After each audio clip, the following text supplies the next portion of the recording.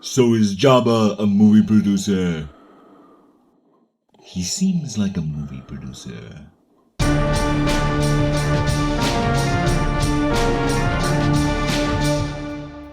Star Wars, Episode 6, Return of the Jedi. The final chapter in the Star Wars saga, or at least many fans are starting to wish it had been. Directed by Richard Marquand, from a screenplay by George Lucas and Lawrence Kasdan. When work on the new Death Star is stalled, I stop by to give a little hopeful encouragement to my men, with pant-wetting results as I explain that the Emperor is not as forgiving as I am. With one line of dialogue, Lucas tells us everything we need to know about the Emperor. And as a kid who just saw episode 5, where I'm killing my men left and right willy-nilly, it suddenly hits you. I am the nice one.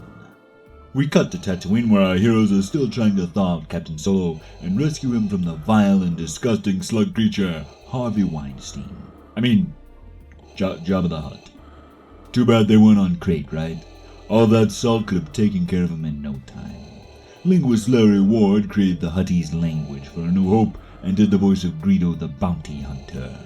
His biggest contribution to Return of the Jedi was performing the voice of Jabba the Hutt. Luke sends our favorite space trash can R2-D2 and my prissy childhood creation C-3PO to alert Jabba to prepare for his arrival, to negotiate for Captain Solo's release. Leia must not have gotten the memo and tries her own rescue attempt disguised as the bounty hunter Bosch.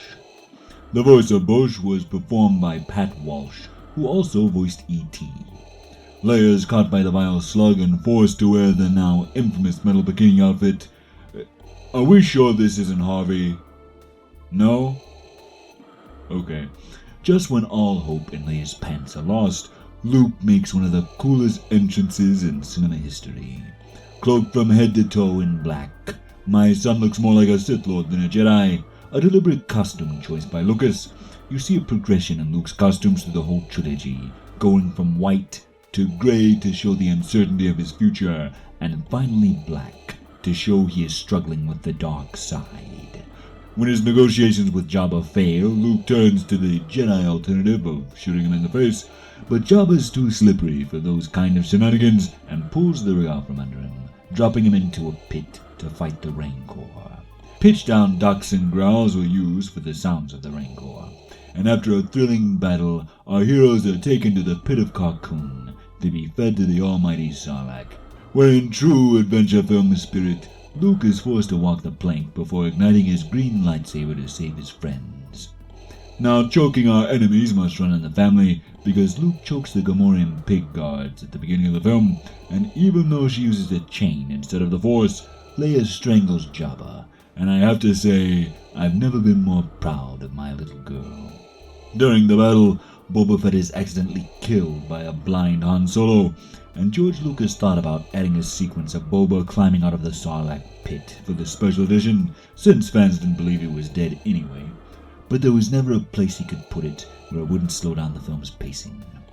After telling his backstory in the prequels, Lucas said that it highlighted what a misstep it was to have his death be so inconsequential, but at the time, Lucas didn't know Boba Fett would become such a fan-favorite character.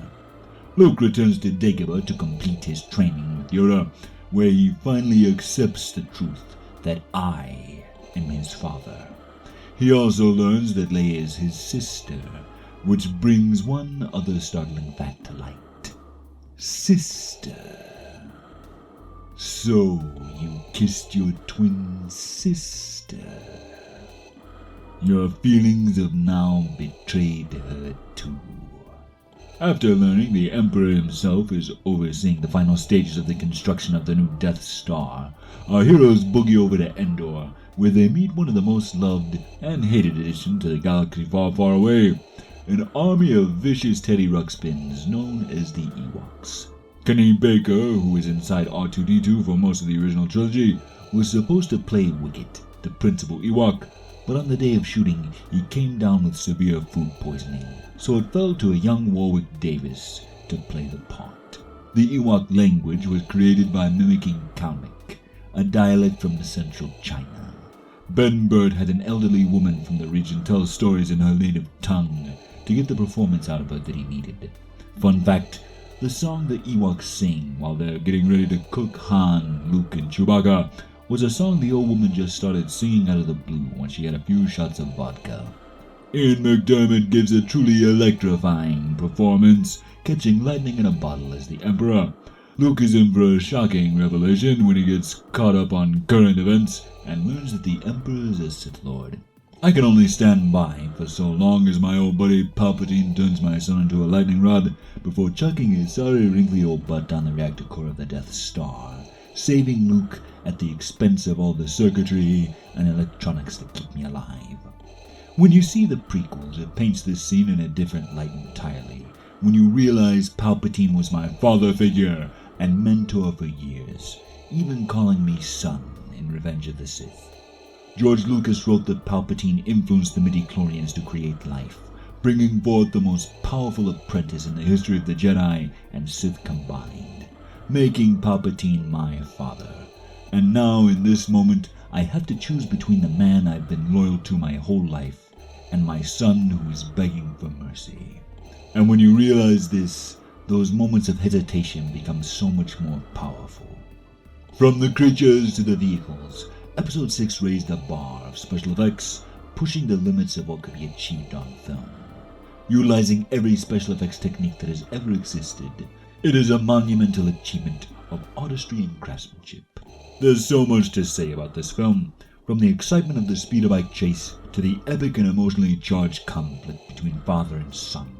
This film is a masterpiece of cinema and demonstrates how to properly complete a trilogy, giving fans a satisfying conclusion to a story and characters they've been following since 1977. In the end, Return of the Jedi is the ending to Star Wars that fans deserve, for its impressive visual and creature effects, memorable characters, thrilling action set pieces, moving score by composer John Williams, themes of redemption, and the will of the people to throw off oppression. I give Star Wars Episode 6 5 out of 5 Death Stars. Return of the Jedi is impressive. Most impressive. Tune in next week as I review both Ewok adventure films, Caravan of Courage and The Battle for Endor.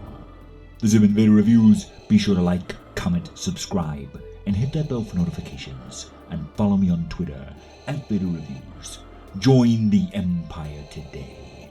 You do not yet realize your importance. Share these videos, and together we will rule the internet. And always remember, you don't know the power of the dark side.